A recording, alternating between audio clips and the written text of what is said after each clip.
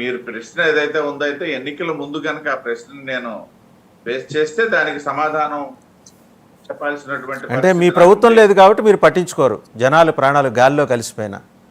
అంత బ్లాటెంట్గా వాడు వచ్చి నువ్వు ముస్లిం అయితేనే ఇక్కడ నువ్వు ఈ రాష్ట్రంలో అడుగు పెట్టాలి, లేకపోతే ఈ భూమి మీద అడుగు పెట్టాలంటుంటే కేంద్ర బలగాలు ఏం చేస్తున్నాయండి? భజన చేస్తున్నాయా? అక్కడికి 10 కిలోమీటర్ల దూరం. I had been to that place sir, let me complete. I had been to that place Pahalgam. దానికి జస్ట్ 10 కిలోమీటర్ల దూరంలో బ్యాలటోల్ బేస్ క్యాంప్ ఉంటుంది. అక్కడి నుంచి వరుసగా అమర్నాథ్ వరకు కొన్ని వందల మంది సైన్యం అక్కడ ఉండుంటారు విత్ వెపన్స్. ఏం చేస్తున్నారండి? ఈ ప్రశ్నకు సమాధానం చెప్తాను. దీంట్లోనే మీరు అందించినటువంటి నీవు ముస్లిం అయితే నిన్ను చంపను అన్నటువంటి ప్రశ్నకి సమాధానం చెప్పాల్సింది నేను కాదు. ఇక్కడ 2 ముస్లిం సోదరులు ఉన్నారు, వారిని అడగండి.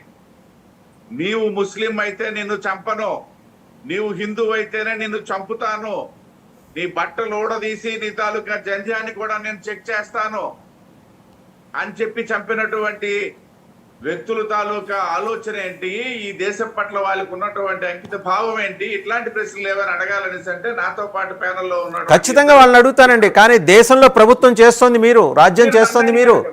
నేను చెప్తున్నా, డెఫినెట్ గా చెప్తాను. You have to own the responsibility. మీ బాధ్యత నుంచి మీరు తప్పించుకోలేరు. వాడంతా నీచంగా వచ్చి అక్కడ మాట్లాడుతుంటే ఏంటండి? కేంద్రంలో ఉన్న హోంమంత్రి ఏం చేస్తున్నారండి? అమిత్ షా గారు సమీక్ష చేసుకుంటారా? వచ్చి సమీక్ష చేస్తారా? వాసుదేవన్ గారు, దయచేసి మీరు అడిగిన ప్రశ్నలకు సమాధానం చెప్పే నాకు అవకాశం ఇస్తేనే నేను మాట్లాడతాను. మీరే మాట్లాడతానని అంటే ఇది అర్థవంతం కాదు.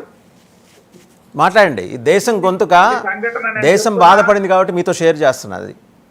డెఫినెట్ గా ఐఎమ్ యాక్సెప్టింగ్. దేశంలో నేను ఒక పౌరుడిని, నేను బాధపడ్డాను, నా తోటి హిందువులు చనిపోయారని చెప్పేసి.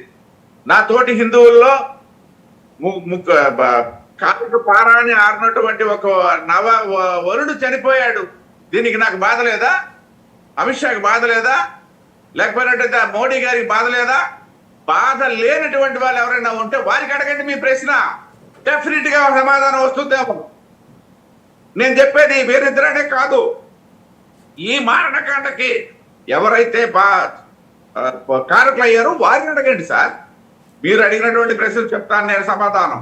370 ఆర్టికల్ రద్దు తర్వాత వక్ఫ్ బిల్లు ఆమోదం వరకు జరిగినటువంటి సంఘటనలు ఒకసారి తీసుకున్నట్టయితే జమ్మూ కాశ్మీర్ లో గత చరిత్ర ఏంటి, ఇవాళ చరిత్ర ఏంటి, ఈ సంఘటనకు ముందు అప్పుడు వక్ఫుల్ ఏదైతే 370 ఆర్టికల్ రద్దుకు ముందు ఉన్నటువంటి ఇంతకంటే ఘోరమైనటువంటి సంఘటనలు కూడా ఇవాళ నేను ఎస్టాబ్లిష్ చేయగలను.